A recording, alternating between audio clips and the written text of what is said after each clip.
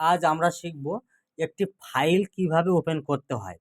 File open করতে গেলে ডেস্কটপে তোমরা রাইট ক্লিক করবে, রাইট ক্লিক করে নিউ অপশানে চলে এসে টেক্সট ডকুমেন্ট ক্লিক করলেই দেখো একটা ফাইল কিন্তু ওপেন হয়ে তৈরি হয়ে গিয়েছে। এখান থেকে ওই টেক্সট ডকুমেন্ট ফাইলটা ক্লিক করলেই খুলবে। এখানে তোমরা যে কোনো কিছু ইম্পর্টেন্ট ডকুমেন্ট লিখে রাখতে পারো।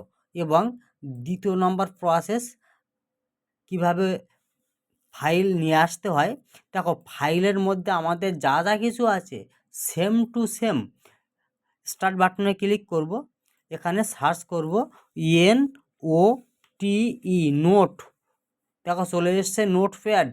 নোটপ্যাডে ক্লিক করলেই কিন্তু সেই একই অপশান আবারও এখানে ওপেন হয়ে গেল। এখান থেকে তুমি কিছু টাইপ করবে, টাইপ করে ফাইলে চলে এসে সেভ অ্যাসে ক্লিক করবে।